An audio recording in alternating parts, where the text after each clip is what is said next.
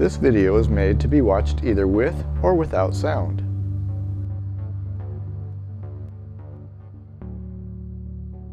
In the last video, the Neo-Babylonian Empire fell in 539 BC to the Medes and Persians.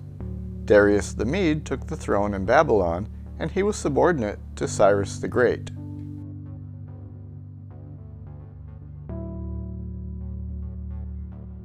Cyrus granted that his father, Cambyses I, or Artaxerxes, would continue to rule the region of Persia until his death. Nehemiah was his cupbearer.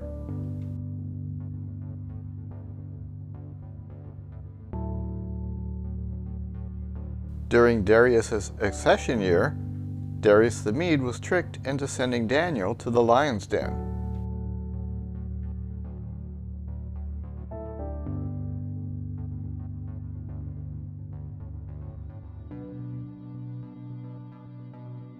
Then Daniel, in the first year of Darius, the son of Ahasuerus, of the lineage of the Medes, who was made king over the realm of the Chaldeans,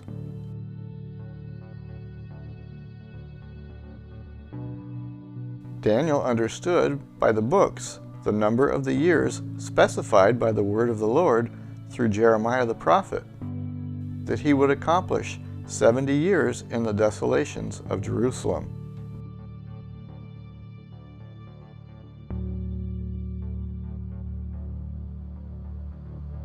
If we remember from part 1 of this video series, Jerusalem became desolate when Josiah was killed, and Judah's kings began to be appointed by a foreign nation.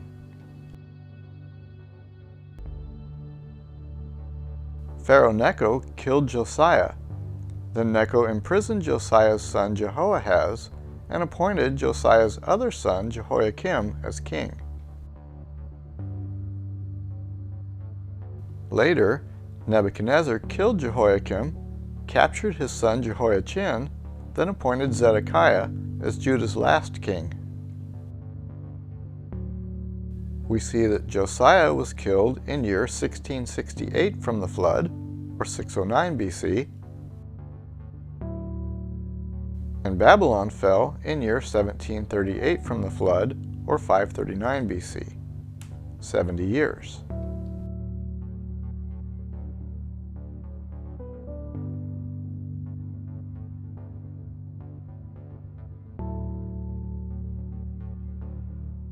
So in the first year of Darius, Daniel confessed the sins of the people and prayed for forgiveness, and for Jerusalem and the temple to be restored.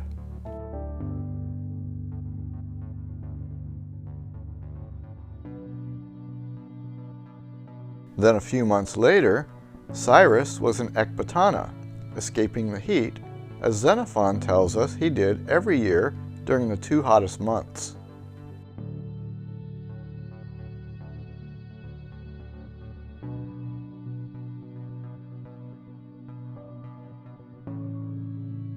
Cyrus issued a decree to rebuild the house of God from the king's treasury and allow God's people to return to Jerusalem.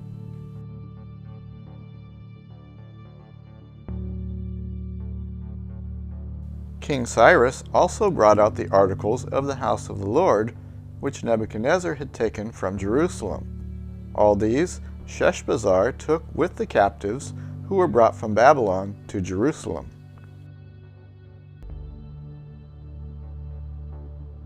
So in the summer of 538 BC, God fulfilled his promise to return the exiles from the Babylonian captivity back to the Holy Land.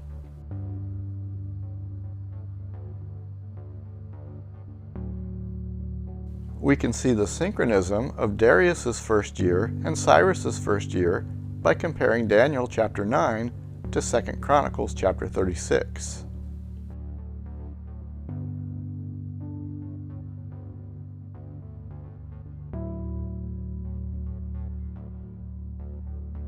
The whole assembly that came up to Jerusalem with Zerubbabel was 42,360, including Nehemiah.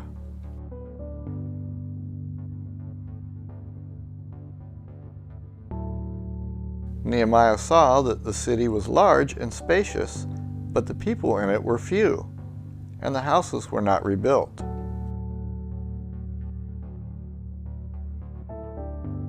Those few people living in the city were Israelites, priests, Levites, and the Nethinim from the first return with Ezra.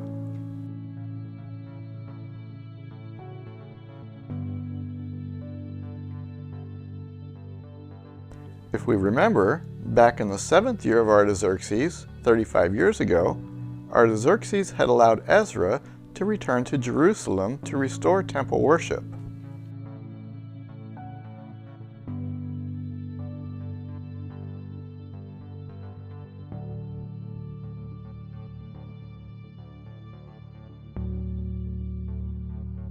The men that went with Ezra from Babylon to Jerusalem were priests, Levites, singers, gatekeepers, and Nethinim, the people that would be necessary to restore temple worship.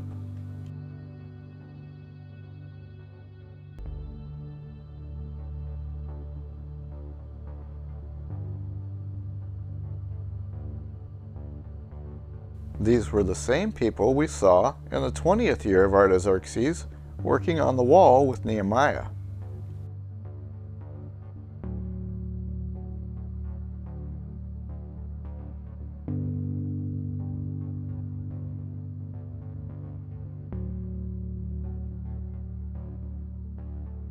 These were not the type of people one would expect to be doing hard labor and construction, but this was before the big return of all the people with Zerubbabel.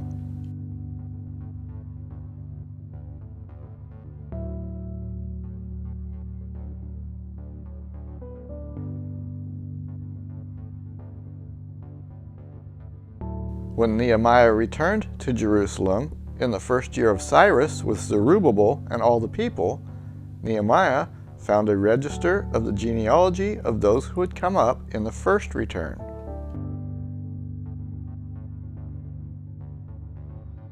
By the time of the 7th month, all of the people that came back with Zerubbabel were in their towns.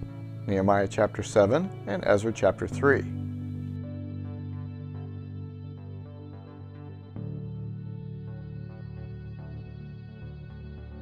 Then all the people gathered together as one man, and they told Ezra the scribe to bring the book of the law of Moses. Ezra read from the law on the 1st day of the 7th month on a platform that was set up for the occasion. Nehemiah chapter 8 and Ezra chapter 3. They also set up the altar and reinstituted the prescribed sacrifices.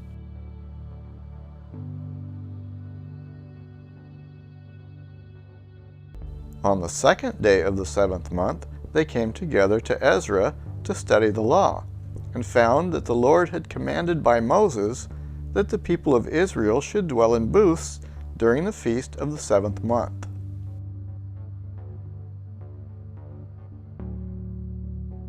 So the Feast of Tabernacles was observed from the 15th to the 22nd day.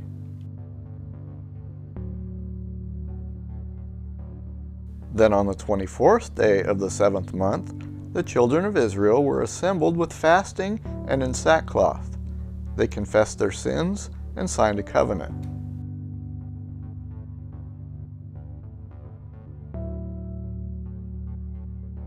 Then, in the 2nd month of the 2nd year, they began work and appointed the Levites from 20 years old and above to oversee the work of the house of the Lord.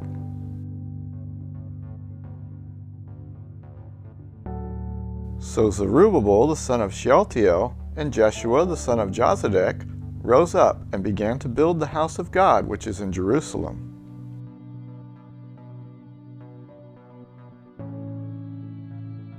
The temple had not been worked on since the 20th year of Artaxerxes, 23 years ago, when Nehemiah was there rebuilding the walls and gates of Jerusalem.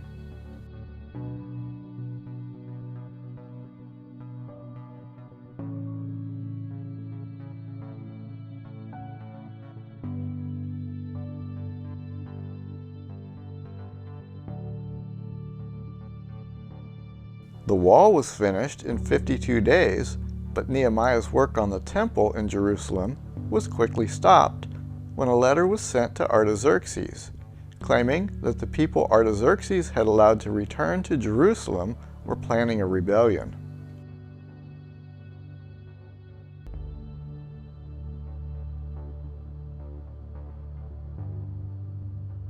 Temple work stopped until the second year of Darius.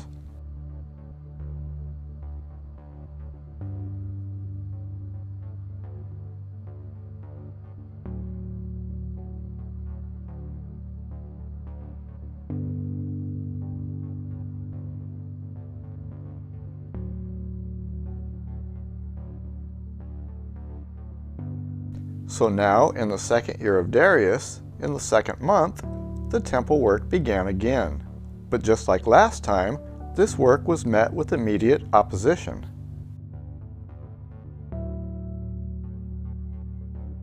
Tattenai sent a letter to Darius to verify the Jews' authority to rebuild, and Darius searched for Cyrus's decree. They found Cyrus's scroll in Ecbatana, and Darius wrote a decree that the work on the temple should continue and not be interrupted again.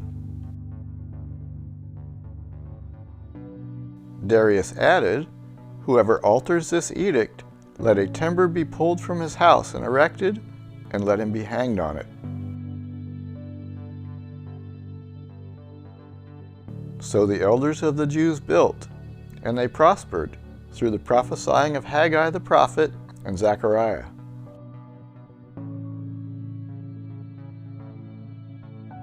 On the first day of the 6th month, Haggai said, "Rebuild." And the work on the house of the Lord resumed on the 24th day of the 6th month.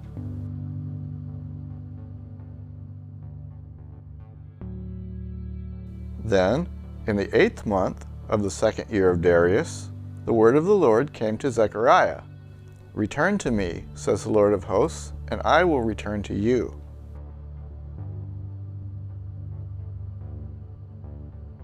Then, on the 24th day of the 9th month in the second year of Darius, the temple foundation was laid.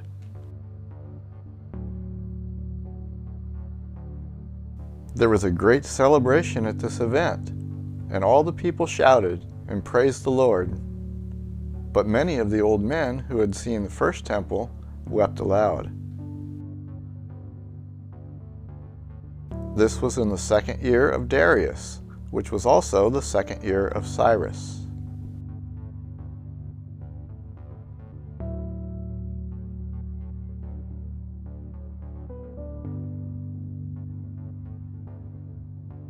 The temple would be finished 4 years later, in the 6th year of Darius, on the 3rd day of the 12th month.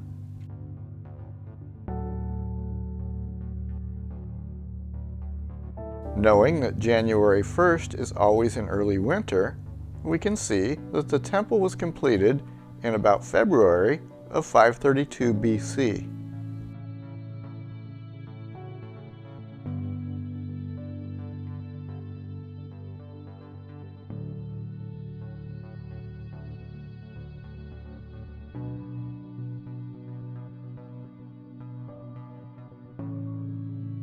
And the descendants of the captivity kept the Passover on the 14th day of the first month.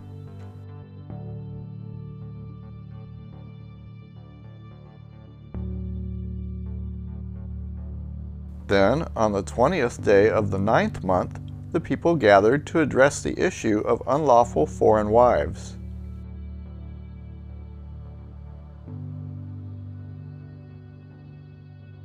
We're told that it was the season for heavy rain, and we can see this on our agriculture calendar.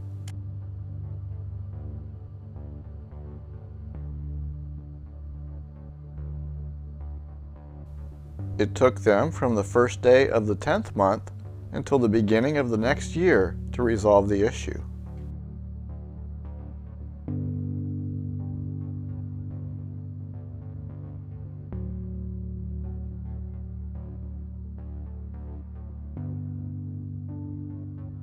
This concludes our video series on the Babylonian exile chronology.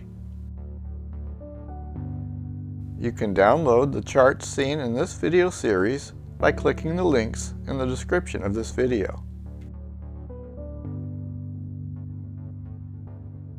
You can also download the complete timeline PDF spreadsheet from creation through Christ, perfect for referencing on your tablet, phone, or computer.